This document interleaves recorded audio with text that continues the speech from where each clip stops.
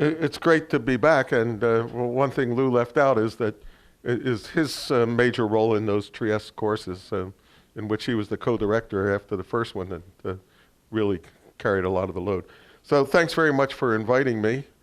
I'm going to come back and talk about these.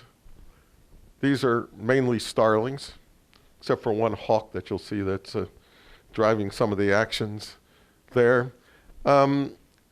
And I also want to acknowledge the various funding sources over the years that have helped me. I won't take you through this list, but I appreciate the support. So from microbial systems all the way up to socioeconomic systems, macroscopic patterns emerge from microscopic interactions.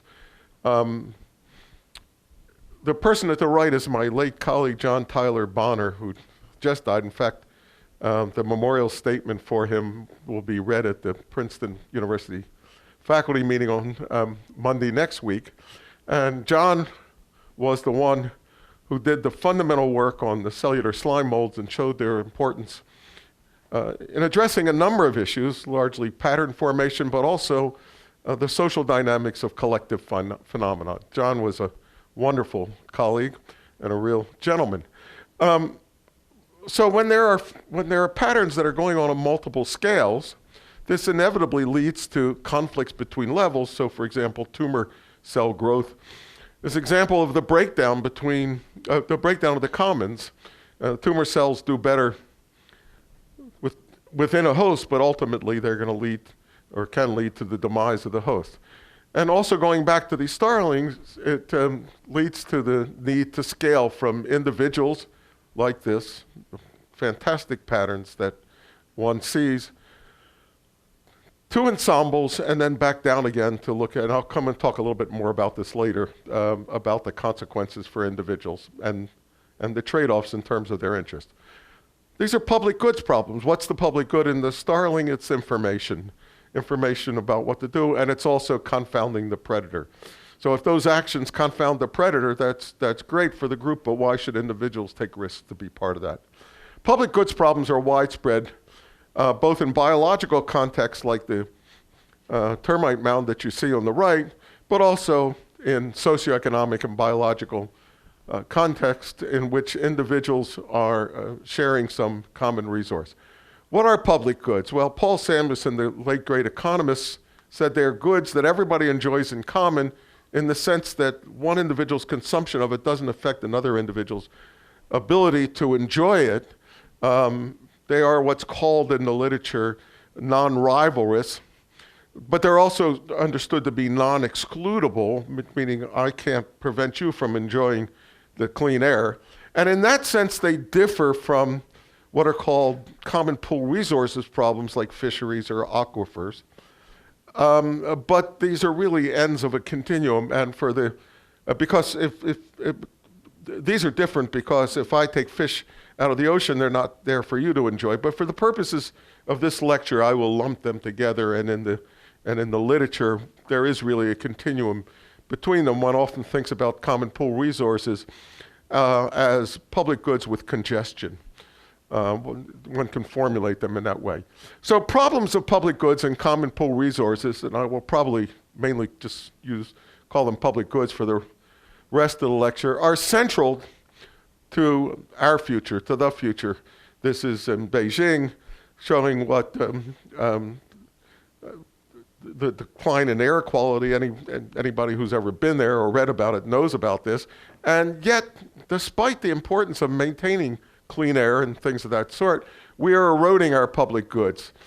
These are two related graphs, one showing projected renewable water resources, the other renewable resources in general, but in the Middle East and Africa, North Africa, but you see the same pattern, that these are declining. So why haven't we solved this problem?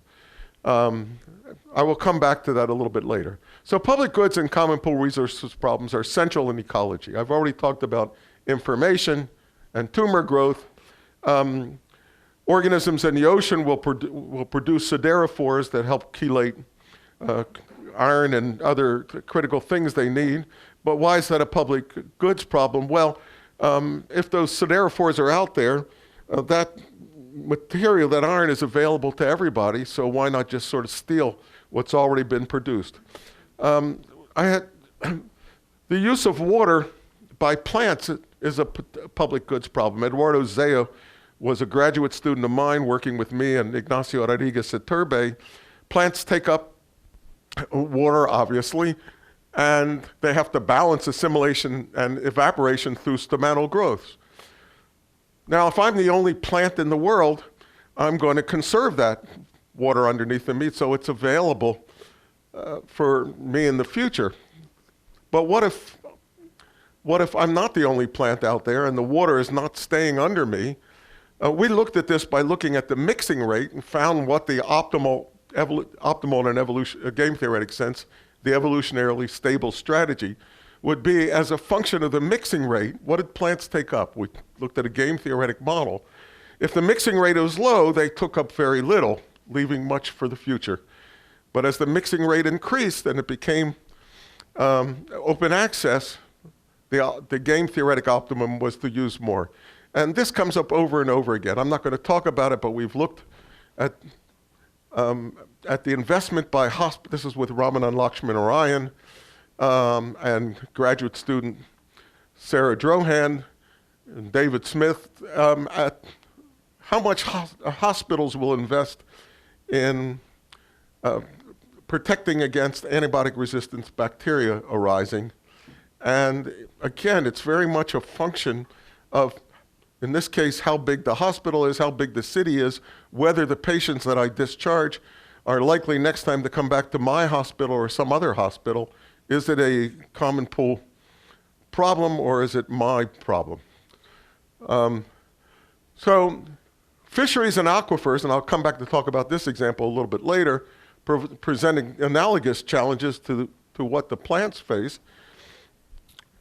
If I'm going to withdraw from a fishery or from an aquifer,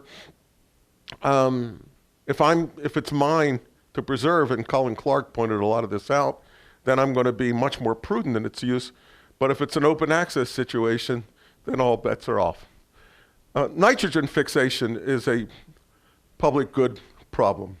Why? Well, if a plant fixes nitrogen and then drops its leaves on the ground, a neighboring plant can utilize the nitrogen that's been fixed. So why bother investing in what's costly? This is a problem that Lars Sedin and I have been interested in, and we've had a number of students who worked on it. And there are a number of patterns of nitrogen fixation that pose challenges, both in terrestrial and marine species systems. I'm only going to talk about the terrestrial systems now. But the question that is puzzling is, why is there so much nitrogen fixation places where there appears to be abundant nitrogen available? Why isn't there in places where you would expect it to be? So we looked at some mathematical models to try to understand why there isn't nitrogen fixation where nitrogen is limiting, and why in other examples there is nitrogen fixation where there's plentiful nitrogen. So we had a great student, many of you will know him or his parents, Duncan Mengi. And the model we looked at is a model similar to what we also looked at in marine systems. So this is the biomass of the plant. And there are two resources that can be taken up, nitrogen or some other limiting resource. And the standard model is Liebig's model, the minimum, which says that the rate of uptake is some function of the availability of the two resources, and whichever element is limiting growth will determine the growth rate, and so we use the minimum function here. That's not the only function one could use, but it's pretty standard. And what's crucial here is there's an input of nitrogen, there's an input of the other resource, they're taken up, and they're taken up by the plant. And there's also fixation that's going on, and fixation imposes some cost on the species that fixes, and so we focus on these two growth rates. if nitrogen is limiting, then the plant that fixes nitrogen will gain an advantage from this fixation rate. But if the other resource is limiting, all you're doing is paying the price for being able to fix nitrogen, but you're losing as a function of it. So what we did is we put these into competition with each other. That is, we looked at different values of the theta parameter to ask who would win out under various circumstances. So in other words, the model I just showed you is basically assuming certain characteristics, and we look at trait-dependent dynamics on ecological timescales. And then we put them into competition, different strategies, and look at competitive dynamics on longer evolutionary timescales, and ask the question of, in a game theoretic sense, what strategies are most successful at resource acquisition. We did things similar to this with Chris Klausmeyer in marine systems to try to understand the so-called Redfield ratios, why the nitrogen to phosphorus to carbon ratios are fairly constant over broad regions. The basic result is that a co-limited nitrogen fixer evolves. I can explain why it's co-limited if the non-fixer would otherwise be nitrogen limited. And then Duncan and I published another paper which goes back to what I showed you before, how important the spatial heterogeneity can be in these systems, because whether I can steal your nitrogen or not depends on how well mixed the system is. So the same phenomenon over and over again. I'm not going to talk much about antibiotic use, but plants and bacteria produce antibiotics that poison others. There's a cost associated with producing the antibiotic. The question is, under what conditions will antibiotic production evolve? And of course, a very different kind of question involving antibiotic use in human societies involves a public goods and common pool resource question, because we are eroding the effectiveness of our antibiotics. And finally, vaccinations, another public goods problem of a slightly different kind. If I get vaccinated, that's protecting you to some extent. So the benefits to the individual to get vaccinated depends on the level of vaccination within the community. Now, interestingly, we have two different problems, one with antibiotic use, in which there's an overuse of antibiotics, and the other with vaccination, in which you've all read about the tendencies towards vaccine hesitancy, and there's an underuse of vaccines. Why is that? Vaccine hesitancy is a problem that's exploding in importance. It's leading to measles outbreaks, et cetera. And so with Ramanan Laxman Rai, and with him in the lead, we got a grant from the McDonald Foundation to run a series of meetings to try to understand, and this is a social norms issue, why is it that antibiotics are overused but vaccines are underused? And I think the simple starting point for this is you take antibiotics when you already know you're sick, usually, and you take vaccines when you already know you're healthy. So I think that's an important ingredient in this problem. But these are both public goods problems. And the last thing I want to mention are in this context, are the extracellular polymers that keep your dentists in business. Bacteria produce extracellular polymers that allow the creation of biofilms. They're signals to others about how prevalent particular species of bacteria are, and they also form a matrix for growth.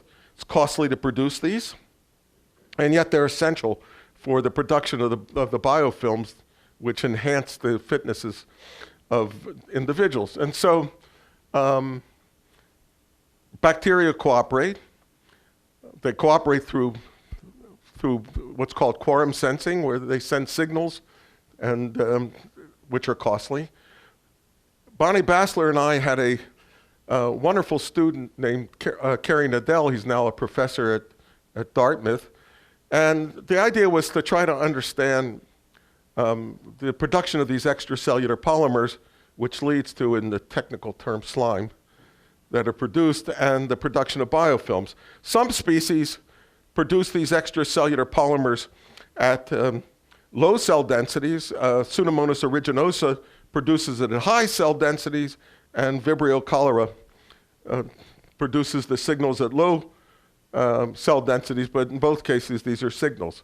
So with Kerry in the lead and together with Jolly Xavier and Kevin Foster, we looked at a mathematical model that grew biofilms by looking at the interactions between these three types, I should say, of bacteria, those that constitutively produce the polymer, those that do it only when there's a signal, either high or low, and those that don't produce it at all. And the model also looked at the diffusion of the nutrient. So what you'll be seeing in here are these colors, and this very much depends on the spatial structure, are these different types of strategies. And we were able to grow, if I say I mean we, if I say we, I mean they did it. We were able to grow these biofilms in silico, and depending on the spatial structure and the movement patterns, one could select for a variety of different strategies. But let me turn now to why Sergei Gavrilets asked me to talk here, which is what are the implications of this for human societies? Public goods problems and the maintenance are problems associated with what's called the tragedy of the commons, an idea introduced about 60 years ago by Garrett Hardin, building on work of William Forster Lloyd 2 centuries ago.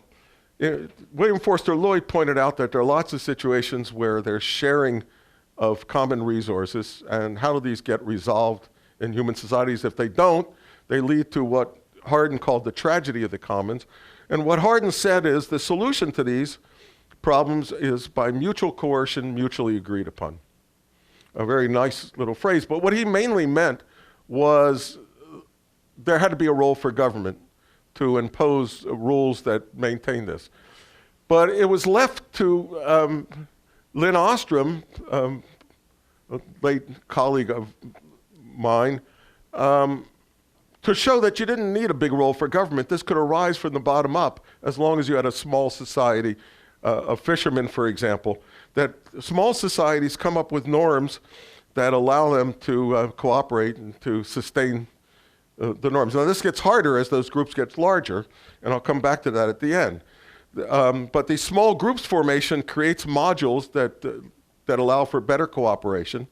And Lynn suggested in her last years, she died about 5 years ago after winning the Nobel Prize, that international agreements, for example, could be built up this way, say in dealing with climate change, through what she and her husband, Vincent Ostrom, called polycentricity, creating centers of local cooperation that could then be building blocks. And I'll come back to that at the end of the lecture.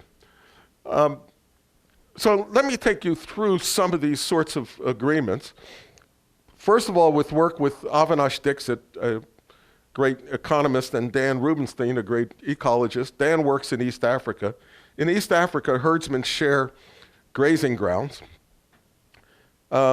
And some years are good and some are bad. But cooperative agreements emerge. And so, for example, suppose I'm having a bad year.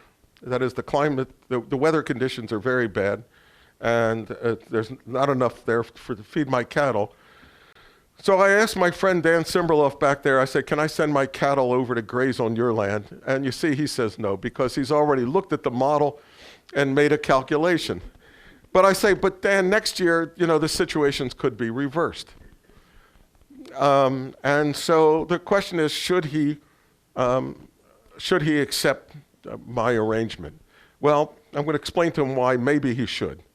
So let's take a simple model. Suppose there are good years and there are bad years. And suppose he and I both are exposed to the same patterns of variation. Now, of course, we could do this with much more complicated model with degrees of good and bad, but let's just say good and bad years. So in good years, my yield is high, and bad years, my yield is low, and same for him. Now, the question is, suppose that Lou, who is the director of the center, comes in and says, you guys are going to do what's best for everybody. So if he has a good year and I have a bad year, then Lou is going to say a certain number of cattle should be moved from my land to his. but how many? And so we both are making investments in cattle and land. Land is a public good. X are my cattle. And so we set up a model in which we try to find, or Lou tries to find, what would be the social optimum. He's going to choose the transfers to maximize the total welfare.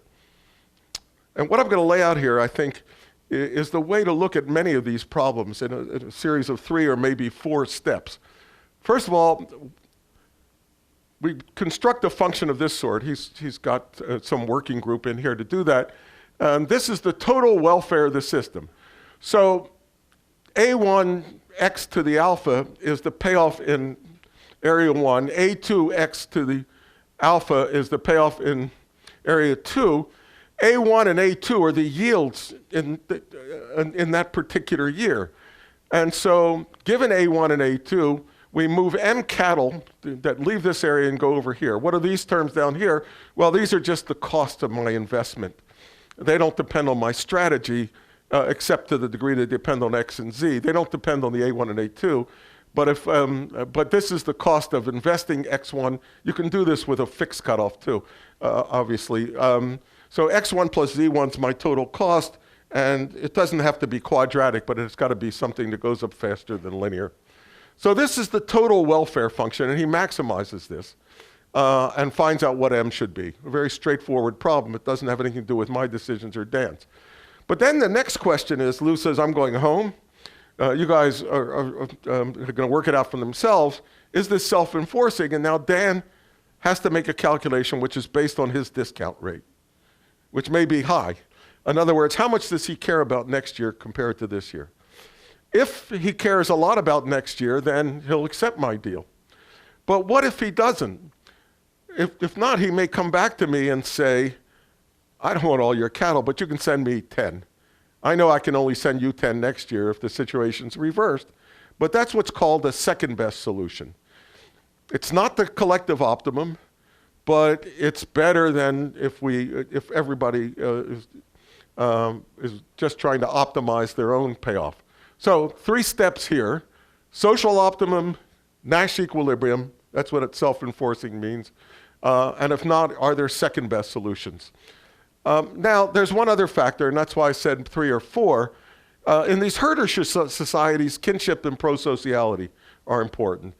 That is, it may be that my son married Dan's daughter and is over there, and his daughter's living with, so he says, okay, I wouldn't do this otherwise, but for my daughter's benefit, I'll do it. And so I'm going to show you how this can come back into these sorts of calculations later, too. So kinship and pro-sociality, something that at the working group I'm attending, we've been discussing all day. Pro-sociality means that I care about somebody else who's not related to me, and I factor that into my utility function. So the central issues more generally, for example, in dealing with climate change, are issues of behavior and culture. Things like intra-generational equity, which was sort of what we've been talking about, and also intergenerational equity, how much do I care about the future? These are problems of public goods and common pool resources, trying to understand how do we get cooperation in the commons. And I'm going to turn to talk a little bit about the role of social norms and institutions like Lou in enforcing this. The most famous example of social norms, I think, has to do with foot binding in China, which obviously wasn't good for the individuals who had their feet bound, but it was something that was enforced by society, because if they didn't bind their feet, they were ostracized in these societies. Foot binding was stable for millennia and then suddenly disappeared over a very short period of time. So understanding how social norms are established, maintained, and then suddenly change is crucial to understanding public attitudes towards, say, climate change. And in fact, we have lots of examples of rapid changes in social norms.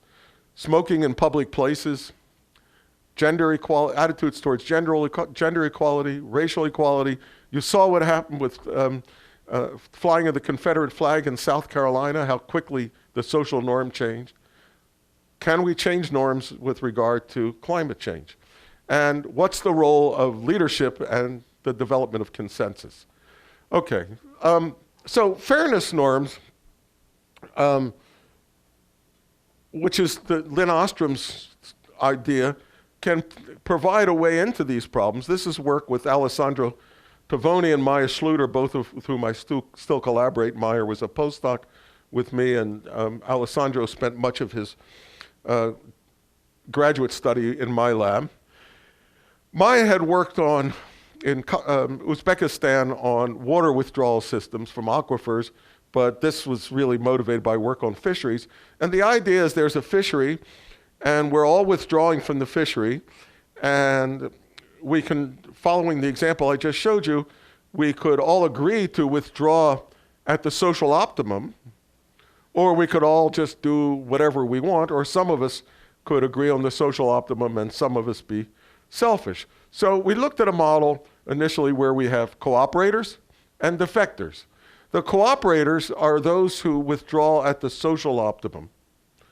And actually this term should be a small e because the payoff to that individual is the amount of effort, which is what E stands for, that individual is exercising, and R is the level of the resource which has its own dynamics governed by what people are withdrawing.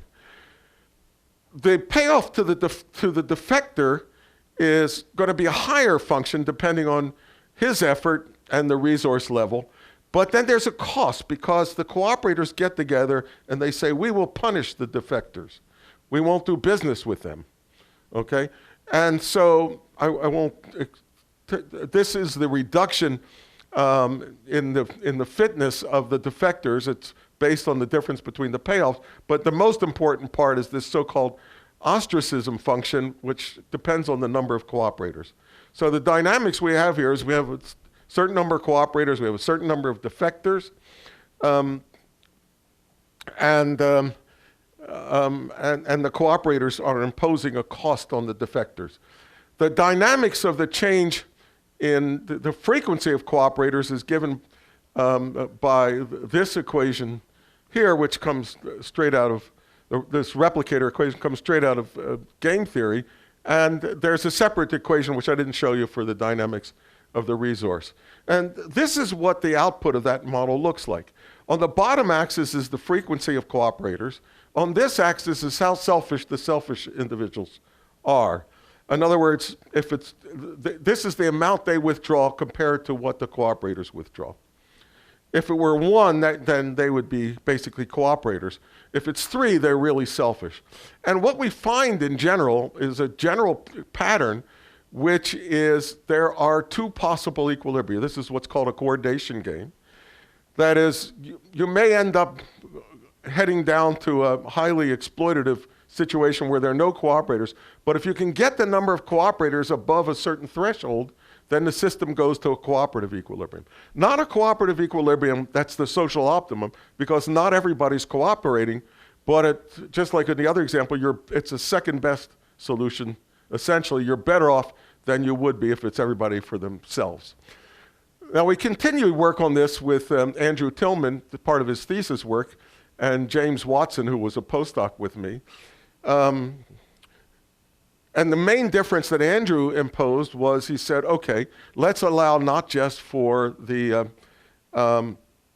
for individuals to withdraw at the social optimum and individuals to withdraw at what the individual optimum would, but let's look at all the levels in between and ask, is there a real second best solution in which individuals withdraw more than would be the social optimum, but less than everybody for themselves, and enough to establish a Nash equilibrium? What's the optimal level to withdraw in order to get agreement? So there are a lot of problems that have basically the same sort of structure. So far, I hope I've showed you that collective action can be effective if it includes enforcement, like in this last example of ostracism. That pro-sociality is an important contributor to the maintenance of public goods and common pool resources. And so now I want to ask, how are collective decisions made, including the fact that if pro-sociality is important, that I want to be in a society where there is pro-sociality, and I want my children to be in such a society. So how can I ensure that? I will come back to that at the end. So I want to talk a little bit about work that comes from, that started someplace else, I mean, intellectually someplace else, with my collaborator and former postdoc, Ian Cousin, going back to the bird flocks and then reaching over to human societies, understanding the dynamics of these groups. First of all, their collective dynamics, and secondly, the role of leadership. So this was a paper we published back in 2005. And what we did is we started out with a model of individual fish. Every fish is choosing to change its directions at each point in time based on whatever other outside information it has, including its opinions, and also based on what its neighbors are doing. And that outside information may be good or bad information. That's not relevant to what I'm talking about. So this is an agent-based model. At each stage, each individual updates the direction it's moving based on its information vector, G sub I, and a social vector, which is some combination of the positions and velocities of the other individuals in my neighborhood. And we've done this with, together with Naomi Leonard and a variety of students for all sorts of different topologies. And the important factor here is this weighting omega. If omega is 0, that means individuals are doing nothing but following other individuals. If omega is nearly infinite, then individuals are like politicians and pay attention to nobody else. And so I will show you a couple simulations, a few simulations, in which different individuals have different degrees of leadership and following. So in the first one, there's only one individual who knows where it ought to go. That's the white dot you'll see.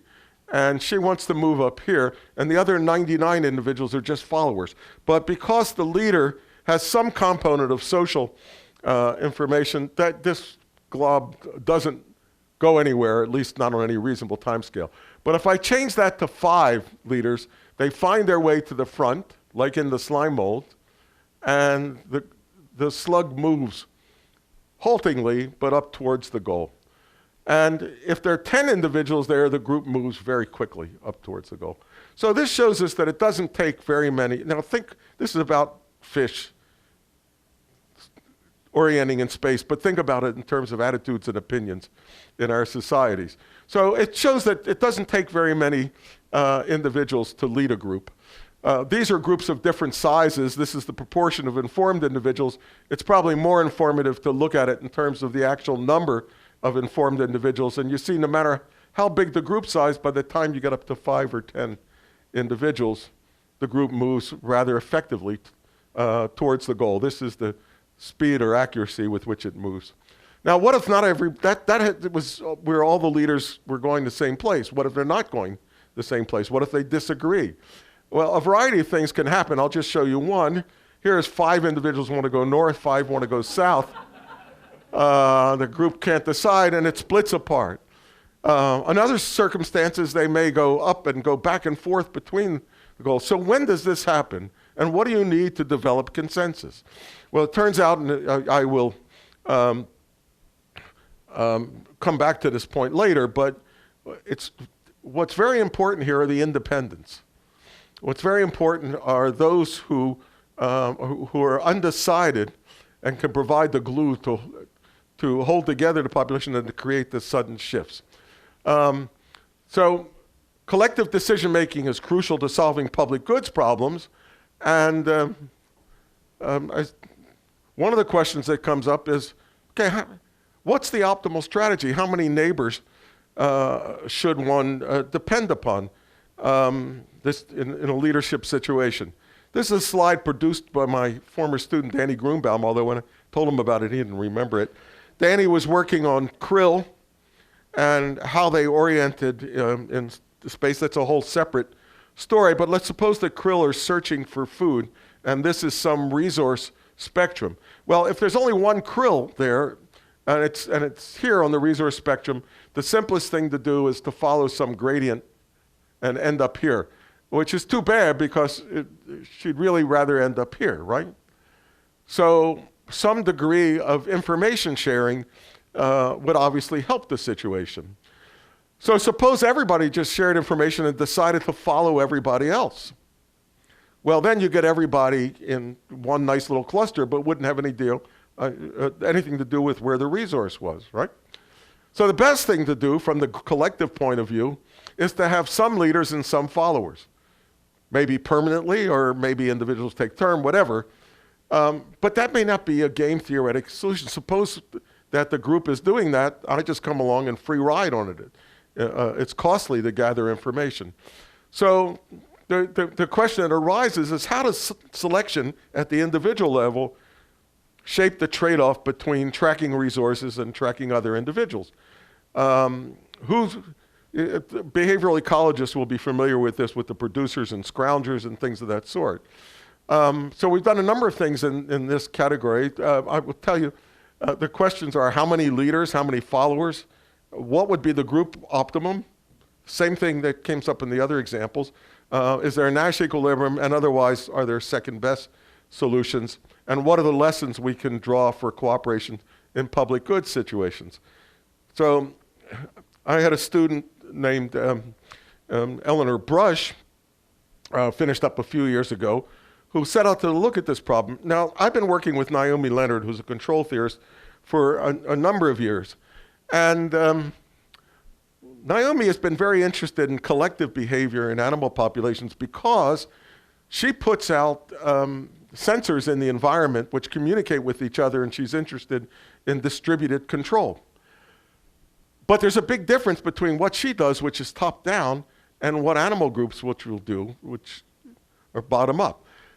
Various studies have shown that what those birds really do, at least under situations when threatened by a predator, is to pay attention to approximately their 7 nearest neighbors.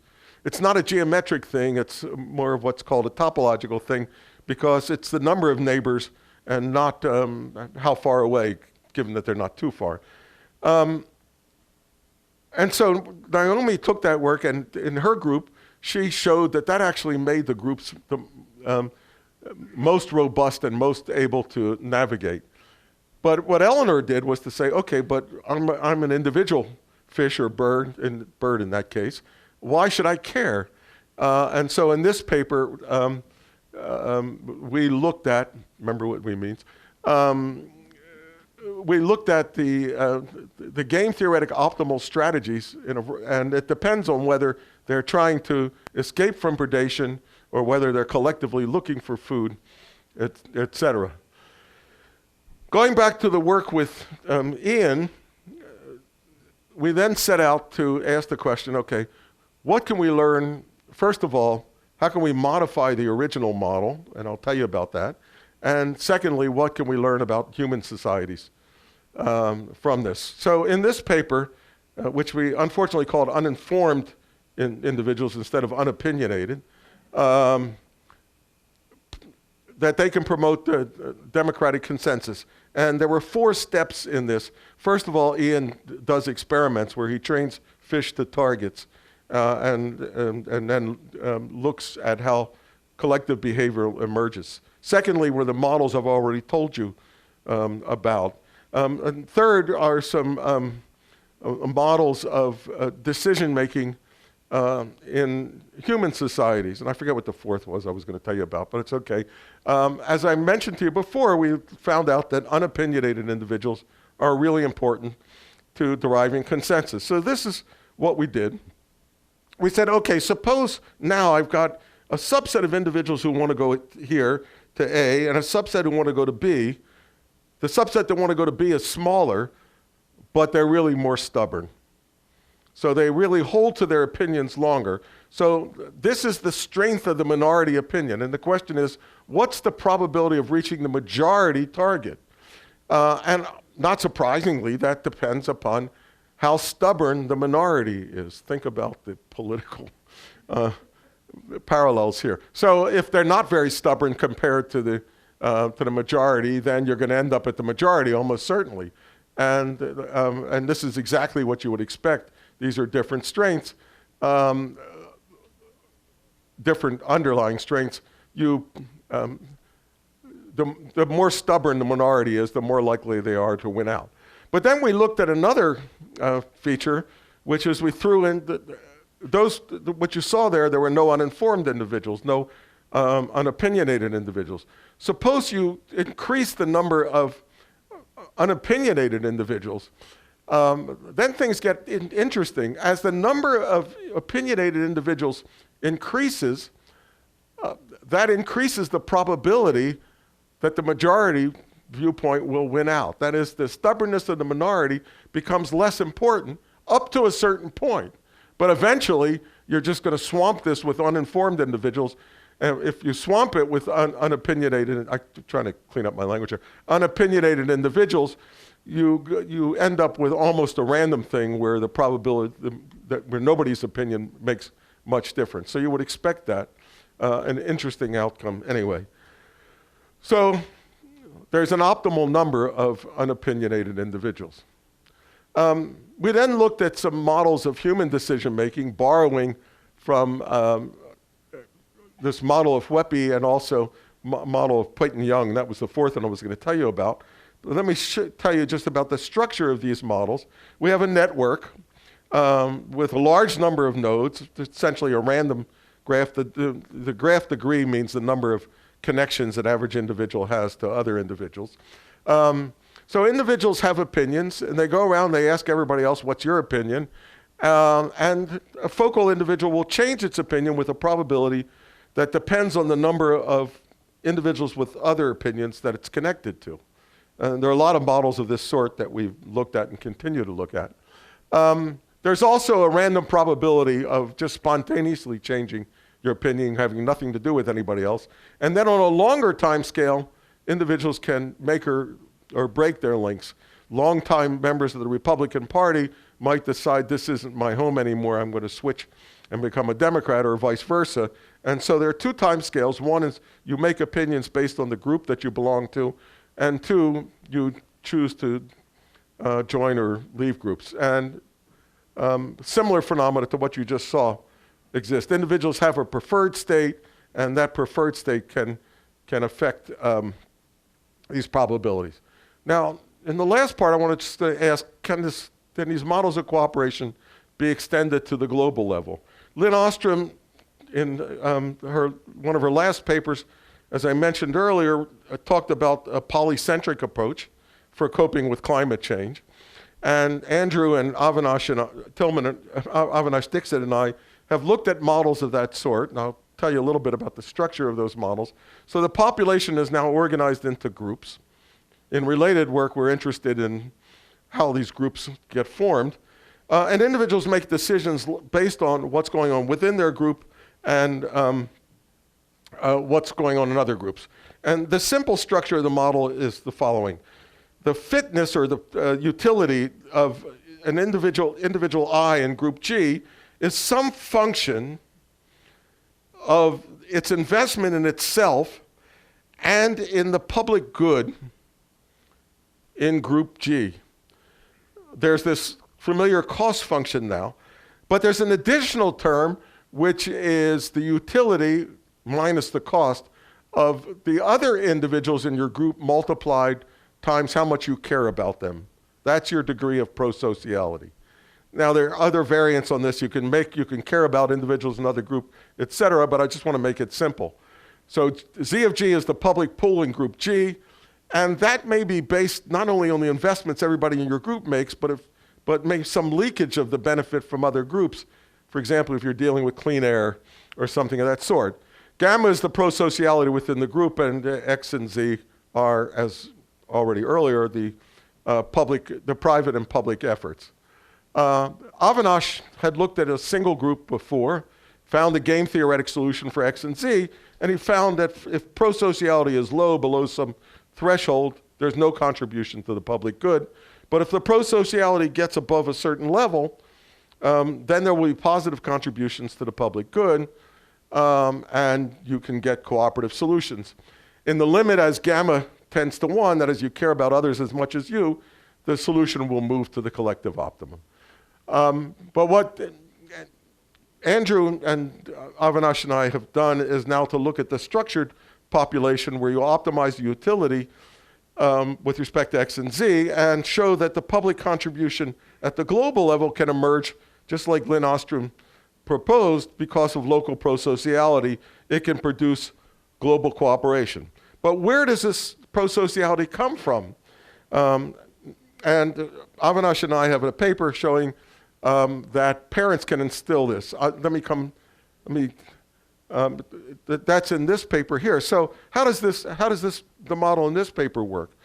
Well, I care about my children, and I think they'd be better off to live in a pro-social world. So the model we looked at here says, are parents willing to pay a tax which will introduce education into the school system, convincing the children of the others of my students of my children's generation that pro-sociality is a good thing? And my willingness to do that is because I want my children's utility as part of my utility. So this is a somewhat complicated game theoretic model, but what it shows is that pro-sociality can arise, can be selected for because of this mechanism. And these are the examples I gave you before of social norms. Social norms can be a problem, but they can also be part of the solution. So I think in dealing with climate change, the real challenge is to change social norms and people's attitudes. Ernst Fair is well known for the work he's done on social norms. He takes a group like this, and I play this game in my class, it always works. Everybody's given a certain amount of resource. You're asked to spend it on yourself, contribute it to a public good, or use it to punish individuals, presumably, who don't contribute to that public good. The game's played repeatedly. Initially, people are somewhat selfish, but some will punish, and that drives cooperation up. And so, even though it's costly to individuals to punish, they will punish others who deviate from social norms, even at cost to themselves. Punishment itself is a norm that will evolve from repeated interactions. These norms are important to understand much pro-social behavior. And eventually, if these norms work, they become formalized into laws that thou shalt not kill, or else you'll go to jail, and to rules and laws, etc. Social norms are important. I stuck this slide in at the last minute. It comes from Resources for the Future. I think about 10 years ago. It was a multi-country study, the US, China, and Sweden, on attitudes towards climate change. Is climate change a problem? Are we responsible? Can we do something about it? Are you willing to do something about it? And the answers were almost always in the same direction. In the group I was talking to today, the feeling was, well, 70% of the people in the US think climate change is a problem. That sounds good. Not if you compare it to Sweden and China, where it was more like 95%. So what accounts for this? Why? What is it about our society? You can make a case as to China being very top-down. Sweden has a different explanation. The US really does not look good compared to 73% compared to 96 and 94. Norms are dynamic. Paul Ehrlich and I wrote this paper 15 years ago, actually, on how norms change. And here's some evidence on that. These are attitudes in the US towards, this is from Yale and George Mason University, towards climate change. In 2008, 51% of the people were either alarmed or concerned about climate change. In 2010, it had dropped to 39%. It's back up to 45% 3 years ago, and I'll show you in the next slide. It's back up to about where it was. Why? What happened in 2008? There was a financial crash. During the financial crash, people said, I'll worry about climate change later. I got more immediate problems. If we stop economic growth, I'm going to go bust. And so external events can suddenly shift attitudes and norms. And here's a more recent thing. This goes up to 2018, showing an increasing number of people who are concerned and convinced that global warming is happening. But the increased concern is mainly tied to political parties. So this idea that individuals are organized into groups, those groups have attitudes, et cetera, is driving this. You can see among Democrats, it's gone from 64% to 94%, liberal Democrats that is, in just 6 years. There's been some increase among Republicans, but nowhere near as dramatic. So does the group determine your attitudes, or do you choose your group based on your attitudes? Well, the answer is both, of course. This is just from a few months ago. And I thank Steve Pacala for making me aware of this study. So we've been doing some work on this. This is together with Elke Weber, a wonderful social psychologist at Princeton, and my postdoc, Vitor Vasconcelos. And this builds on some earlier models that Rick Durrett and I developed. And in this model, we have a population of individuals. Individuals have attitudes and opinions and group belonging, which are given by a bit string that characterizes that individual. Groups have attitudes and opinions as well. Crucial in this, which is different than what Durrett and I had done, is that individuals belong to multiple groups. That turns out to be really crucial in getting cooperation. So you all come from particular family situations, and then you come and you're at the University of Tennessee, and you belong to other groups probably, and you have to take actions which relate to whatever influences you're getting from all of those groups. And so in this model, just like in the model I showed you before, attitudes and opinions change in relationship to the norms of the group you belong to. And then on a longer time scale, you might choose to move from one group to another, and group dynamics might change, their attitudes and opinions might change. So we have a big project on decarbonization. This part is on India. The technology is there for decarbonization, but how do you get people and leaders to accept it? So that's what we're trying to understand.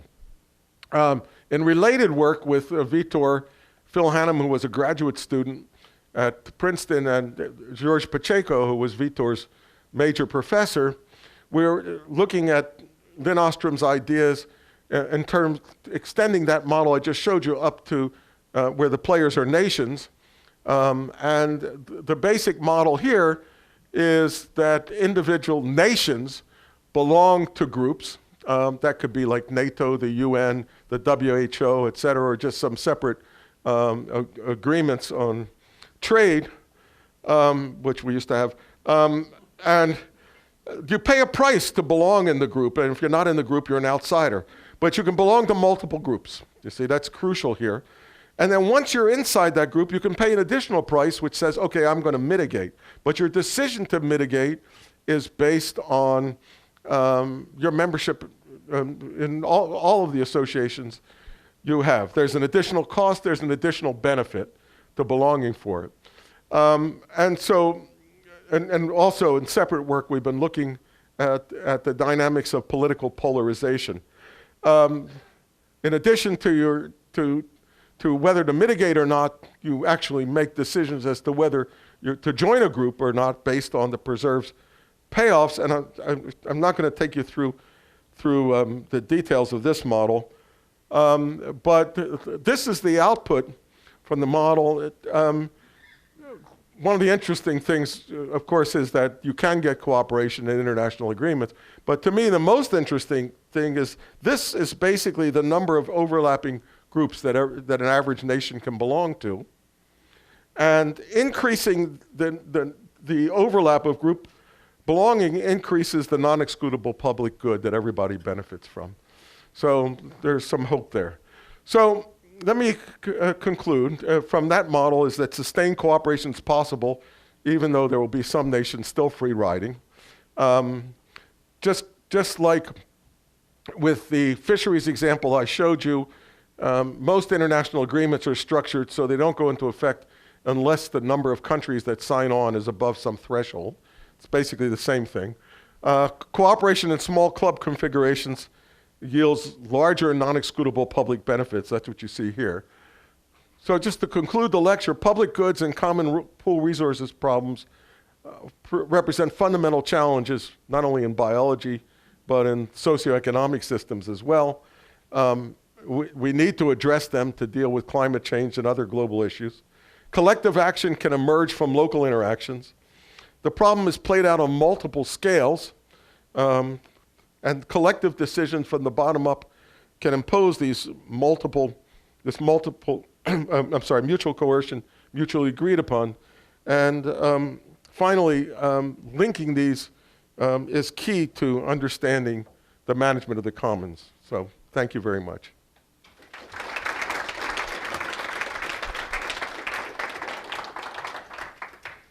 We have a few minutes for questions. Please use the microphone if you have a question. We want to start off. Professor Hastings. Professor Levin. So in terms of say, even in the U.S. or changing opinions, that interactions clearly are important. If you only talk to members of your own group, you're not going to change your opinion. And how, I mean, one can begin to create models that would have this kind of structure and look at that. And Yeah, so that's why I threw up, it was a throwaway line there, but it's something that's occupying a lot of attention, the relationship between these questions and the dynamics of political polarization. I gave a similar lecture, Lou was there, on Yeah, it was 50%. I gave a lecture on Friday at Rutgers, where somebody asked me about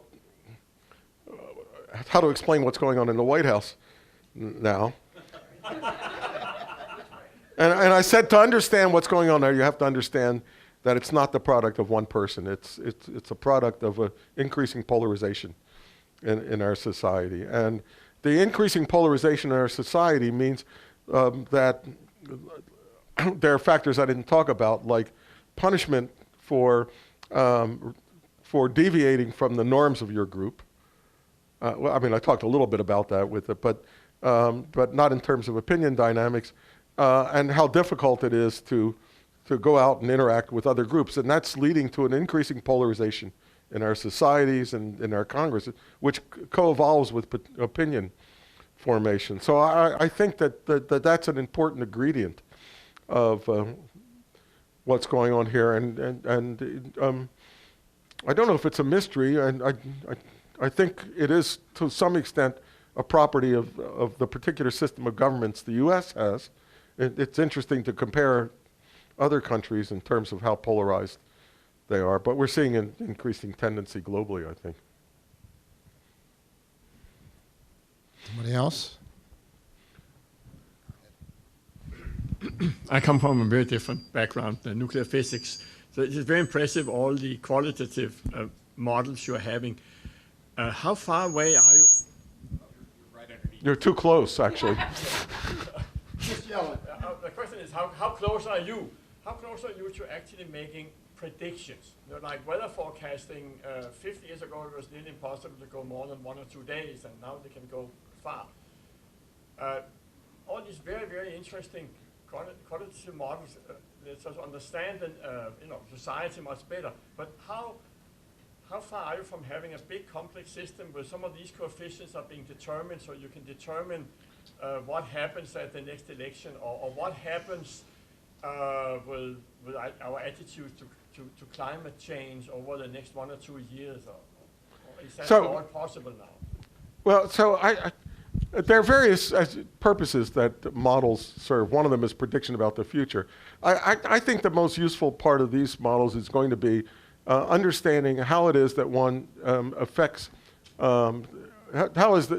understanding how it is that changes in social norms have occurred, understanding how one can influence that. Now, there are those who would think that it's not a scientist's place to try to influence public opinion, but I'm too old to worry about that.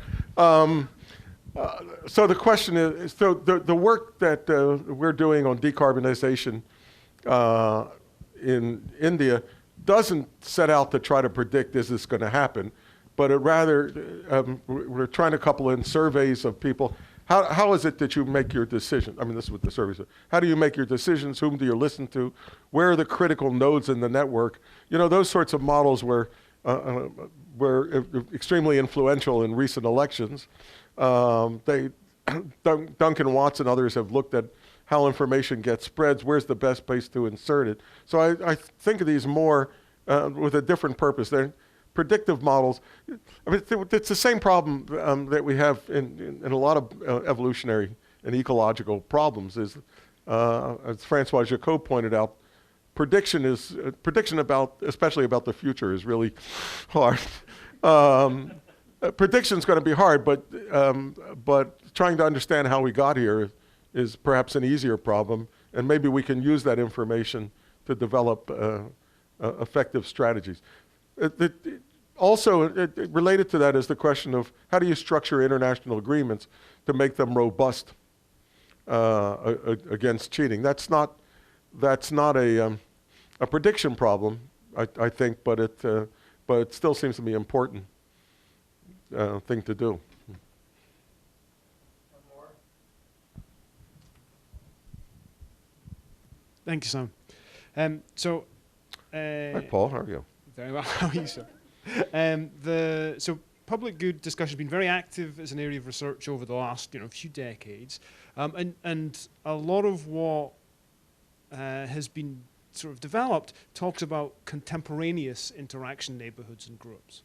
So optimal group size, optimal composition. You were talking to us about that.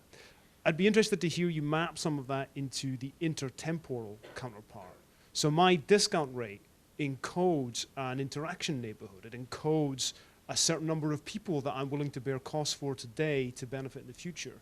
So I wondered if you could map some of these developments into that intertemporal domain. Well, I mean, I think the answer, I'm not 100% sure this is the question you're asking, but I think the answer in terms of strategy is to create local benefits, to convince groups locally that they ought to cooperate together. There's some incentive for solving the problem locally. I think that was Lynn Ostrom's point of view. Even if those are a few nations that get together and get agreement, don't try and get agreement among 200 nations all at once on climate change. It's not going to work. Even if Paris had held, or Kyoto, in order to get it to work, you had to water down things. So make the changes local and effective. And the same thing if you're going down to the level of individuals and societies. I think you have to localize the benefits to them so that they see the payoffs.